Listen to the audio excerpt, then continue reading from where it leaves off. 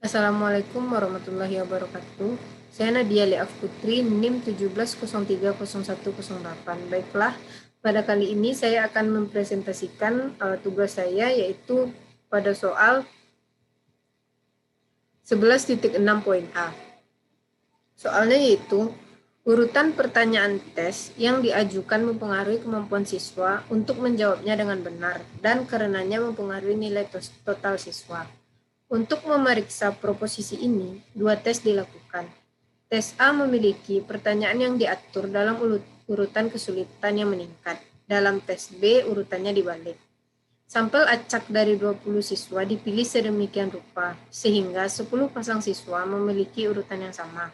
Dari setiap pasangan, satu siswa ditugaskan secara acak untuk mengikuti tes A, yang lainnya mengikuti tes B. Diperoleh data sebagai berikut.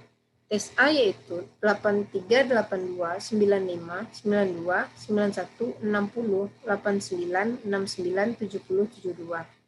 Tes B yaitu 76, 62, 70, 74, 52, 63, 48, 80, 76, 74. Apakah ada bukti yang menunjukkan bahwa skor pada tes B lebih rendah daripada tes A? Gunakan uji Mann-Whitney-Wilcoxon. Pada soal ini, penyelesaiannya dilakukan dengan SPSS. Langkah-langkah untuk melakukan uji Mann-Whitney-Wilcoxon pada SPSS yaitu yang pertama, langkah pertama, buka program SPSS, kemudian masukkan data. Langkah kedua yaitu klik variable value, kemudian ada tampilan ini. Kita akan memberikan nama dan kelengkapan untuk setiap variabel penelitian dengan ketentuan. Name-nya diisi dengan tes A dan tes B. Kemudian IP-nya diisi dengan numerik, weight-nya diisi dengan nilai 8, desimal diganti dengan 0, labelnya yaitu tes A dan tes B, value-nya pilih non, missing-nya pilih non, kolumnya 8, align-nya right, measure-nya scale, dan role-nya input. Selanjutnya yaitu langkah ketiga, langkah berikutnya kita klik analyze, lalu pilih non-parametric test, selanjutnya pilih legacy dialogs, lalu pilih dua related sample. Maka di layar akan muncul kotak dialog two related sample test.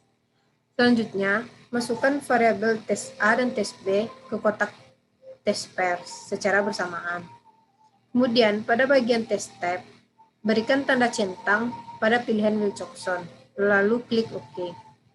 Maka langkah selanjutnya akan muncul output Wilcoxon Signet Rank Test, yaitu sebagai berikut. Pada Wilcoxon Signet Rank Test, yang pertama yaitu negative rank. Negative rank atau selisih negatif antara kemampuan siswa dalam menjawab soal dengan benar untuk tes A dan tes B. Di sini terdapat 6 data negatif, yang artinya yaitu ke-6 siswa mengalami penurunan dalam menjawab soal dengan benar pada untuk tes A dan tes B.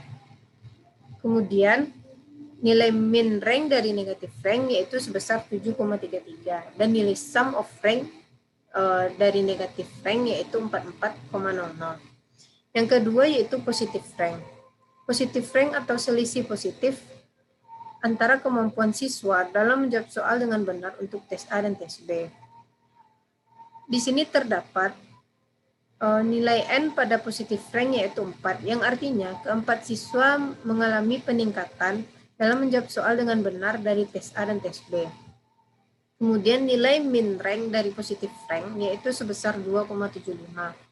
Dan nilai sum of rank dari positif rank yaitu sebesar 11,00. Yang ketiga yaitu TS. TS adalah kemampuan nilai tes A dan tes B. Di sini terlihat nilai TS yaitu sebesar 0. Maka dapat dikatakan bahwa tidak ada nilai yang sama antara tes A dan tes B.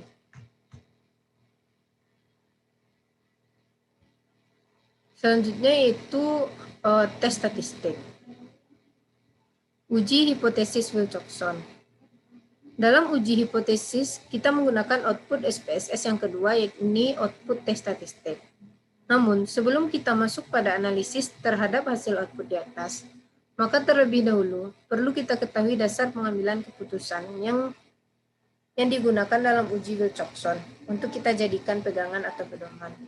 Dasar pengambilan keputusan dalam uji Wilcoxon yaitu yang pertama, jika nilai asim-sing 2 tail lebih kecil dari 0,05, maka HA ditolak.